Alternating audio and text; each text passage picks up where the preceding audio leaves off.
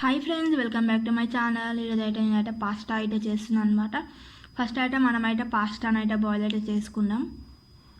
మనమైతే పాస్తా అయితే బాయిల్ అయితే చేసుకున్నాం కదా. బాయిల్ చేసుకున్న పాస్టాను అయితే స్ట్రైనర్లో తీసుకొని వాటర్ అని తీసేయాలన్నమాట. తీసేసిన తర్వాత ఏం చేయాలంటే పాస్తా అనేది మనం వాటర్ అని డ్రైన్ చేసిన తర్వాత మనమైతే కూల్ వాటర్ అయితే వేయాలన్నమాట. ఈ కూల్ వాటర్ వేస్తే ఏంటంటే పాస్తా అనేది మనకి అతుక్కోకుండా మంచిగా వస్తుందన్నమాట. సో ఇప్పుడైతే మనమైతే పాస్తా అయితే కుక్ చేసుకున్నాం. నేనైతే స్టవ్ పెట్టుకొని 2 స్పూన్స్ ఆయిల్ అయితే వేసుకున్నాను అనమాట.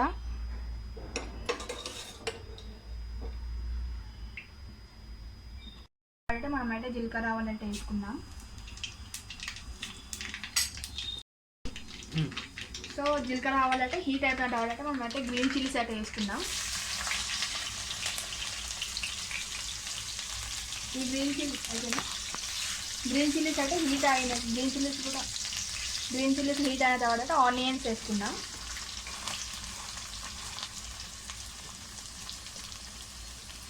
ఆనియన్స్ వేసుకున్న తర్వాత ఒకసారి అయితే కలుపుకుందాం.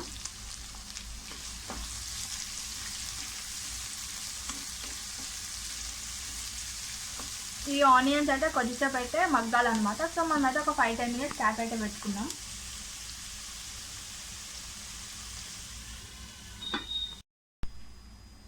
సో ఇప్పుడైతే ఆనియన్స్ అయితే మనకైతే మగ్గిపోయినాయి అనమాట. ఇప్పుడు దీంట్లో రెడ్ చిల్లీ పౌడర్ అయితే వేసుకున్నాం. రెడ్ చిల్లీ పౌడర్ అనేది మనం గ్రీన్ చిల్లీస్ ఎక్కువ వేసుకుంటే రెడ్ చిల్లీ పౌడర్ అనేది తక్కువ వేసుకోవాలి.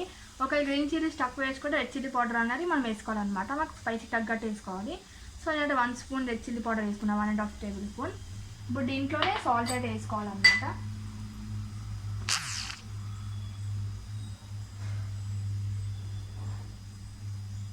సాల్ట్ వేసుకొని ఒక్కసారి కలుపుకోవాలన్నమాట.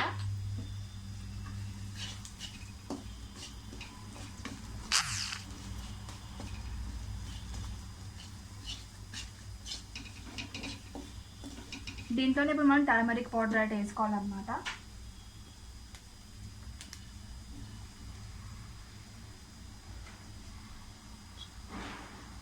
టర్మరిక్ పౌడర్ వేసుకున్న తర్వాత దీంట్లో టమాటోస్ వేసుకోవాలి.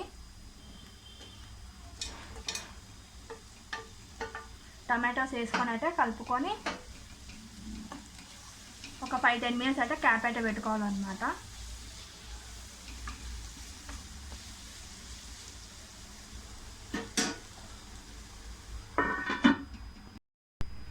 సో మరి క్యాబేజ్ తీసేసాము. ఇలా అయితే ఆయిల్ అయితే రావాలన్నమాట. ఈ టైంలో మనం అయితే పాస్తా అయితే వేసేసుకుందాం. పాస్తా వేసుకొని అయితే కలుపుకోవాలన్నమాట.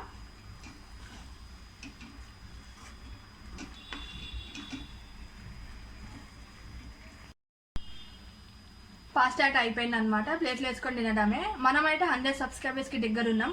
లైక్ చేయండి, షేర్ చేయండి, సబ్స్క్రైబ్ చేయండి. మన పాస్తా అయితే అయిపోయింది. Bye bye.